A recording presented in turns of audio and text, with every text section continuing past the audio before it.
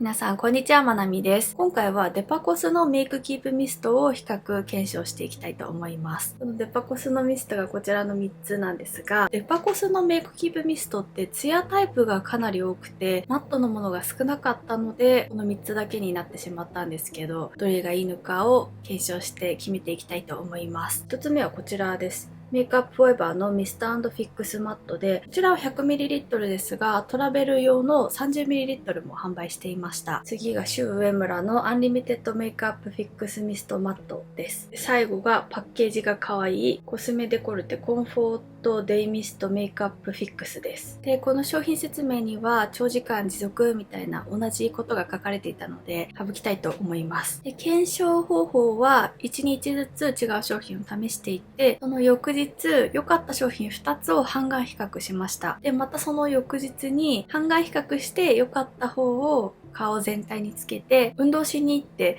汗をかいて崩れないかっていうのを試したので、ぜひ最後までご覧いただけたら嬉しいです。それでは早速ご覧ください。どうぞ。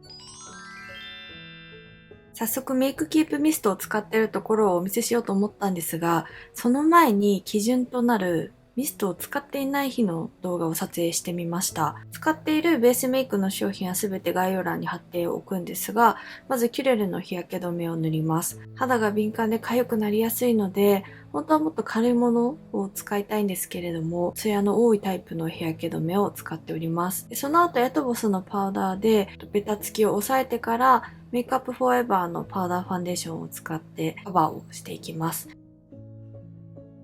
ファンデーションまで塗り終わるとこのようになります。しっかりめにカバーをしております。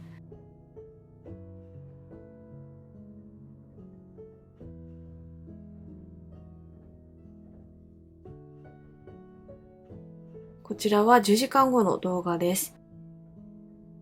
日焼け止めがツヤタイプなので、もっとサラッとした日焼け止めを使ったらここまではテカらないんですけど、キュレルの日焼け止めを使うとこんな感じになります。テカり方とかをご覧いただいて、後でメイクキープミストの検証をした時と比較をしていただけたらと思います。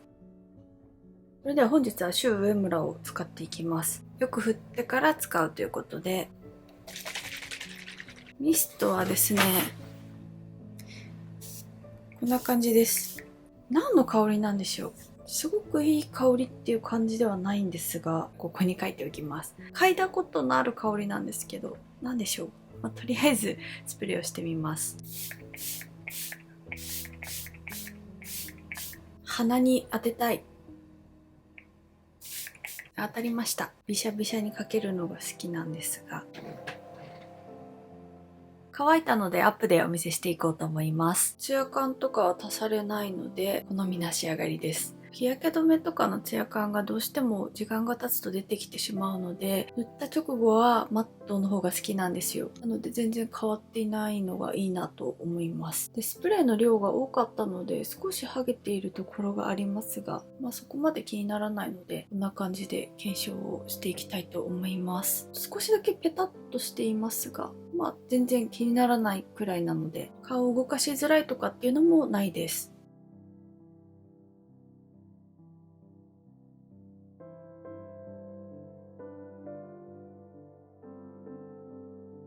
こちらは10時間後の動画です。おでこはどうでしょう。もともとスプレーをしていない時もそんなにテッカテカになるっていうほどではなかったので、ツヤの出方とか同じな気がします。ただ頬のこの辺りのテカり方とかは抑えられているなっていうのは実感していて、私はこのくらいであれば、ティッシュオフはしなくてもいいかなっていうくらいなので、ティッシュがあればちょっと抑えたいは抑えたいんですけど、すごくテカテカっていう感じではないので、いいですね。あと、スプレーをしていない時でもすごく崩れるっていう感じはないんですが、皮脂とファンデーションが溶けて若干ですよ。ちょっとドロッとした感じというんでしょうか。なんかその皮脂の感じが前面に出てきてしまうので、それが抑えられているのがいいなと思います。10時間でこれだと良くないですか？ただ鼻はこんな感じでテカってはいるんですけれども、ファンデーションが落ちてしまうみたいなことはなく、そのまま塗った場所に留まってくれている感じがあるのでいいですね。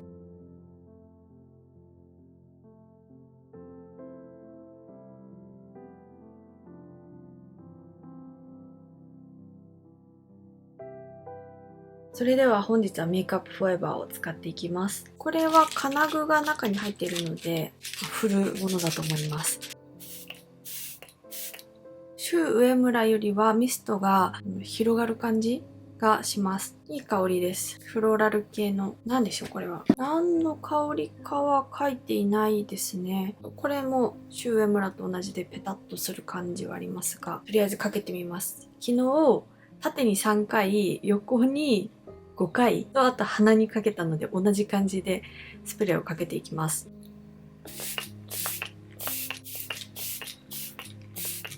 で、あと鼻。左側の方がよくかかっている気がするので、もう1回だけかけていいですか？乾いたのでアップでお見せしていきます。こちらもシュウエムラと同様にツヤが足されるとかもなくマットな感じを維持してくれています。ここにかけすぎて少しよれているところもありますが、シュウエムラと比べたら少ないかなと思います。ミストをもう少しかける量を減らせばいいだけなんですけど、これくらいだったら私は全然いいので大量に吹きかけました。あと本当に全然変わらないので、メイクのよれにくさはメイクアップフォーエバーの方がいいかなと思います。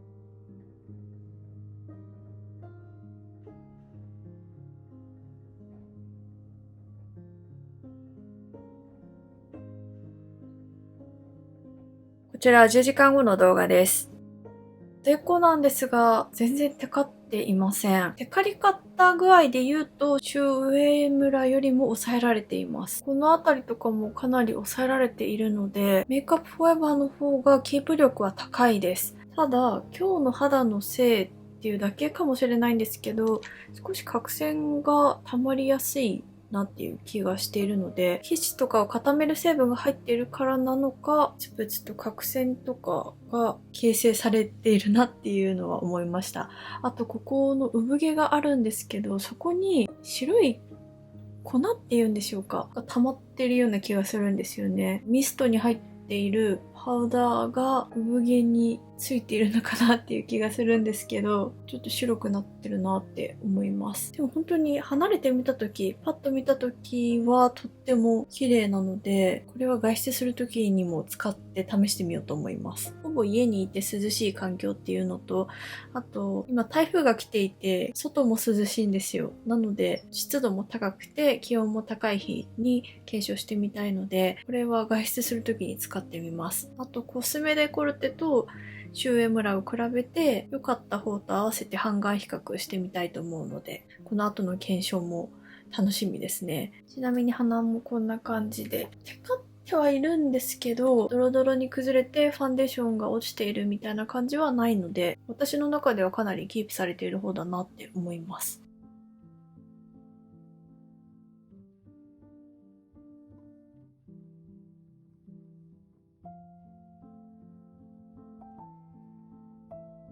本日はコスメデコルテを使っていきます。こちらもよく振ってからスプレーをするということで、振って、ミストはこんな感じです。細かいですね。香りもこれが一番いい香りです。ボディミストとかにもありそうな香りで、これもフローラル系かな？サイトに何の香りか載っていたらこちらに書きます。はい、ということでスプレーをしていきます。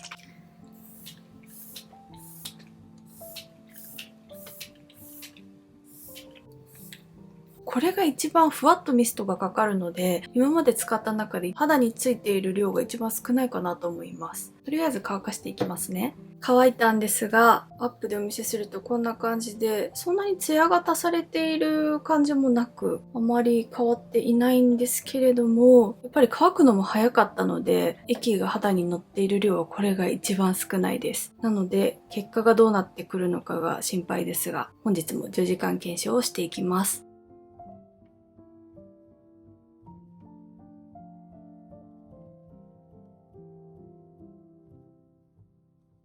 こちらは10時間後の動画です。おでこもそこまでテカっていないかなと思いますが、メイクアップフォーエバーに比べたらちょっとテカってるかなぐらいですね。頬と鼻はこんな感じで、昨日のメイクアップフォーエバーよりはテカっているかなと思うので、明日外出するんですが、メイクアップフォーエバーとシュウエムラで半眼比較しようかなと思っております。何かついているんですけど、気にしないでください。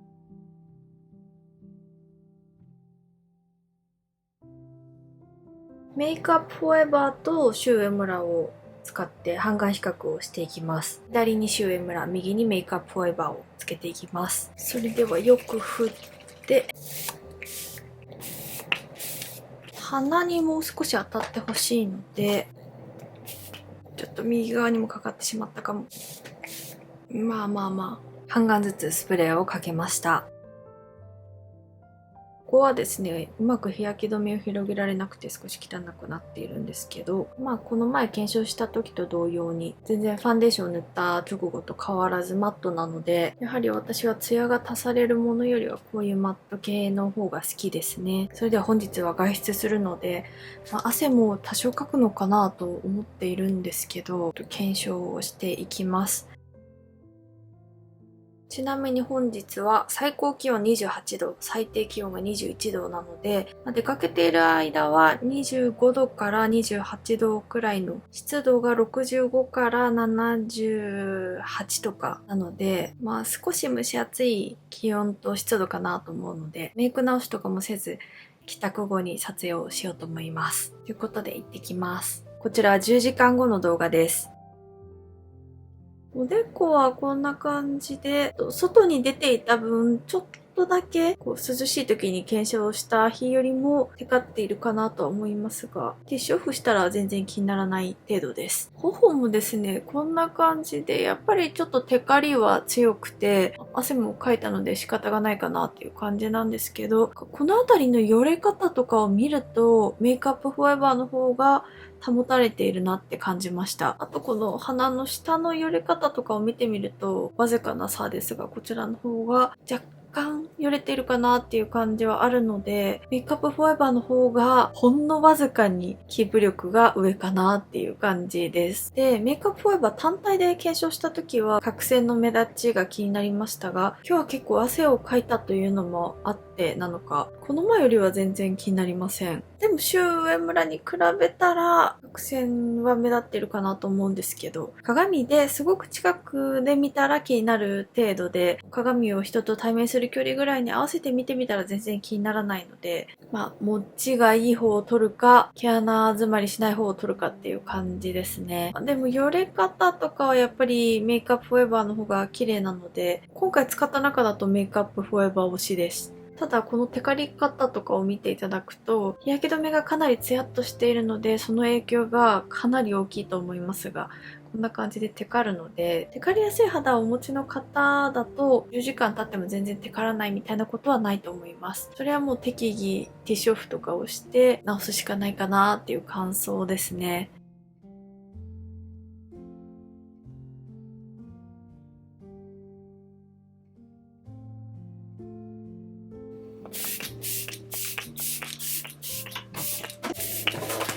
スプレーをした後はこんな感じでジムに行って汗をかいたんですけれども、すぐに拭き取りました。こちらがだいたい2時間後の肌です。少しファンデーションが落ちているところはありますが、全然崩れていないので、適宜ティッシュオフすれば半日ぐらいは綺麗に持つんじゃないかなっていう気がします。